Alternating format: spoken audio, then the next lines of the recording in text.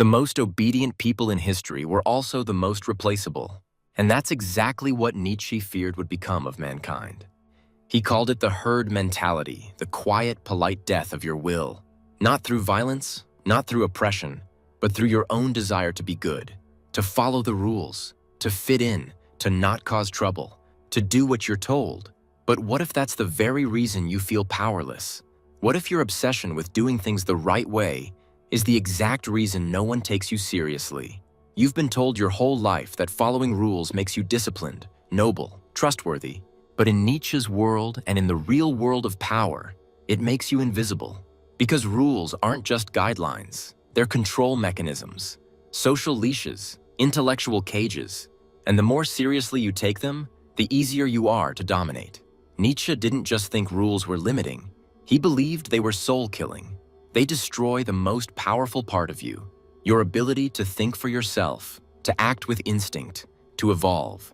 He said, morality is the herd instinct in the individual. Think about that. The moment you obey a rule not because it makes sense, but because you were told it's right, you stop being a human with free will and start being a cog in someone else's machine. This is why Nietzsche admired people who lived outside the norm, the Übermensch or Overman, not because they were strong or loud or wild, but because they created their own values, their own paths. They didn't wait for permission to exist. They didn't beg for approval. They didn't need a rulebook to become powerful. They wrote their own. And if that sounds arrogant, it should, because Nietzsche believed that arrogance was a necessary antidote to obedience, not to become a tyrant, but to become real. Because most people walking around today aren't living, they're performing, acting out scripts written by dead people. And the rules? They're just the stage directions. But what happens when you try to break free?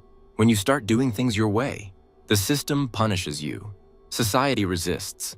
Your own mind resists. You feel guilty, anxious, afraid. That's because rule following has been hardwired into you since childhood, reinforced with shame, reward, punishment, repetition. You didn't become a rule follower by choice. You were trained. Think about how you learned in school. Raise your hand. Ask permission. Don't question the teacher. All under the illusion of teaching discipline, but what they were really programming was passivity, submission. And now, as an adult, you still carry that same voice inside you. The one that whispers, don't break the rules, don't stand out, don't think differently, it's dangerous. But Nietzsche would say, that voice is your death. He wrote, he who cannot obey himself will be commanded. That's the core of his philosophy. If you don't make your own rules, someone else will, and they won't do it for your benefit. Because every rule you follow without questioning becomes a brick in the prison you build for yourself. And worse, once you accept those bricks, you start defending them. You tell others to obey. You judge those who don't. You become part of the herd, and the herd hates those who escape. Because nothing threatens the obedient more than someone who doesn't need the rules. That's why rule breakers, the unapologetically free, are often called dangerous, rebellious, selfish. It's not because they're evil. It's because they remind the herd that freedom is possible, and that realization is terrifying. Nietzsche saw this everywhere. In religion, in politics, in morality. He wasn't just attacking Christianity when he said God is dead. He was attacking the entire system of externalized control. The idea that your life, your choices, your values must come from some outside authority. He believed that true power comes only when you kill that voice and replace it with your own. Not blindly, not impulsively, but deliberately, through inner war, through hard reflection, through radical independence. So, if you're the kind of person who prides themselves on being a rule follower, who says things like, I always do the right thing, or I just want to be good, you need to ask, whose definition of good are you living by? Because if it's not yours, it's theirs. And in Nietzsche's world, living by another man's rulebook is the worst form of weakness. He believed most people would never escape this, that the average person would always trade freedom for security, power for comfort, responsibility for obedience. But he also believed that a few, just a few, could wake up. They could look at the rules written in stone and say, no, that doesn't apply to me. Not because they're anarchists, but because they see through the game. They see that every rule serves someone, and if it's not serving them, it's time to burn it. Not with chaos, but with clarity. Because freedom isn't about rejecting all rules. It's about choosing the ones you believe in and discarding the ones that make you small. That's what Nietzsche wanted. Not a world full of rebels, but a world full of creators. People who invent values instead of inheriting them. People who are willing to pay the price for sovereignty. And that price? Isolation, misunderstanding, conflict. But the reward? Your own life, your own mind, your own destiny. That's what's at stake when you stop blindly following rules. Not rebellion, but rebirth. The first moment you break a rule that never made sense to you, you feel fear. Not because what you're doing is wrong, but because the system that shaped you is starting to crack. You weren't taught to think. You were trained to comply. So when you stop complying, you feel like a criminal, even when you're doing what's actually right for you.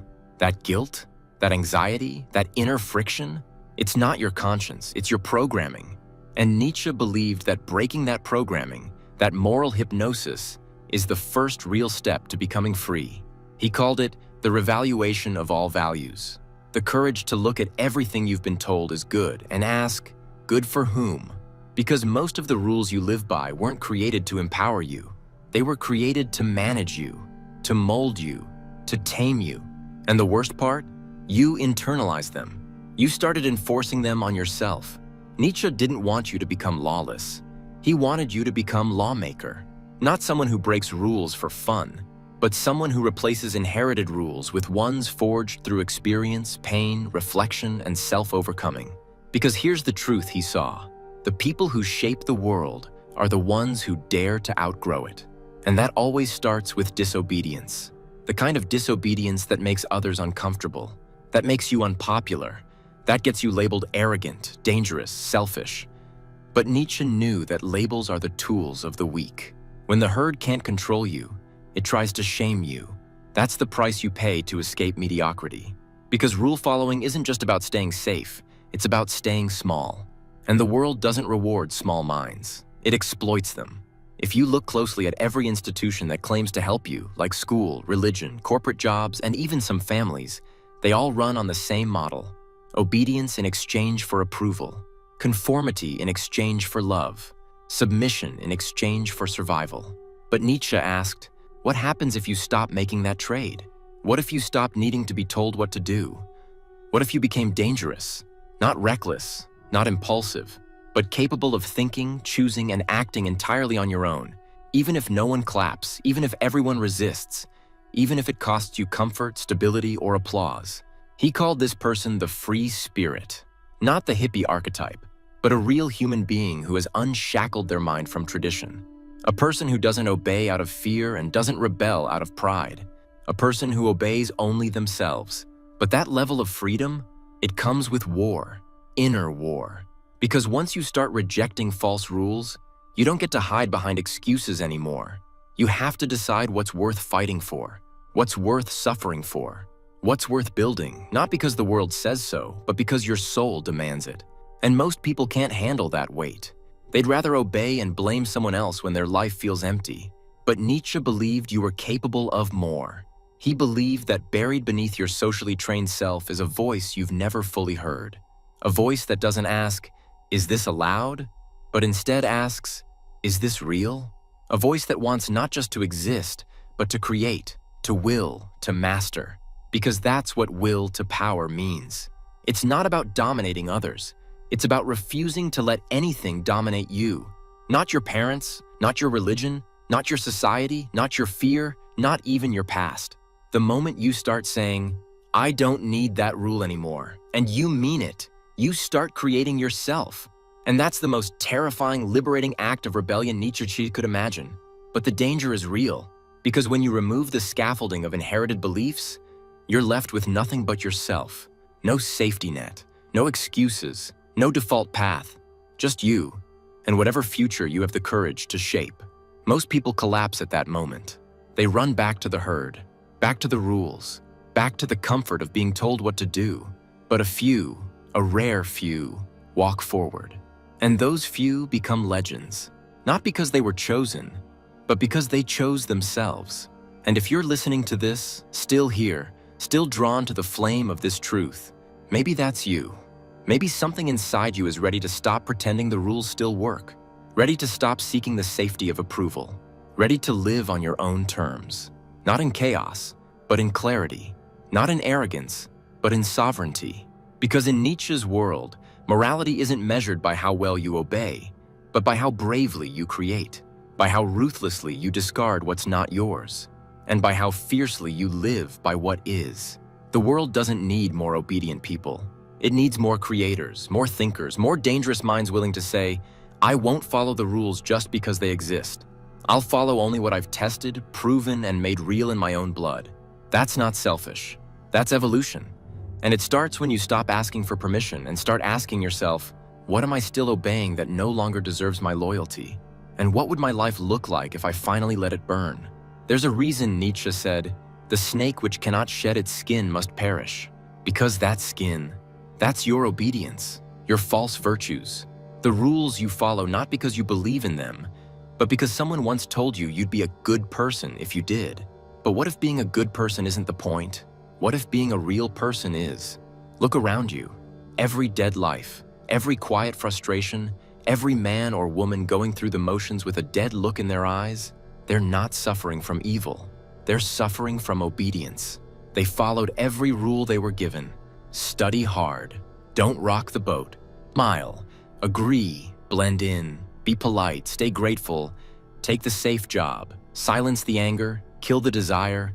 Shut up and play nice. And for what? A life so sterilized it doesn't even feel alive anymore. Nietzsche believed the problem wasn't that humans are too wild. The problem is they've become too tame. He saw modern man as a declawed animal, trained by society to be docile, safe, predictable, and worst of all, proud of it. Proud of being well-behaved, proud of never questioning, proud of being normal. But beneath that pride, Nietzsche saw rot, because a life that never risks anything never becomes anything. To him, greatness wasn't the reward of obedience, it was the reward of dangerous freedom, the kind of freedom that tears down inherited lies and builds something original from the rubble. That's why he admired figures like the artist, the warrior, the philosopher, not because they broke rules for fun, but because they had outgrown them. There's a line in his writings that hits like a blade. Morality is the herd instinct in the individual. You think you're being good, you think you're being kind, you think you're living by your values, but often you're just echoing what the group wants you to be. Your values aren't yours, they're imitations. And Nietzsche's challenge to you is brutal in its simplicity. If you didn't fear being judged, what would you do differently? Would you quit your job? Speak your real thoughts? End a fake friendship? Start something reckless and risky that actually lights your soul on fire? You see, rule following doesn't just suppress rebellion, it suppresses revelation. It stops you from discovering what you're truly capable of, because it replaces instinct with imitation. It teaches you to look outward instead of inward. And so you spend your whole life trying to fit into a map someone else drew. But what if your map isn't on the grid?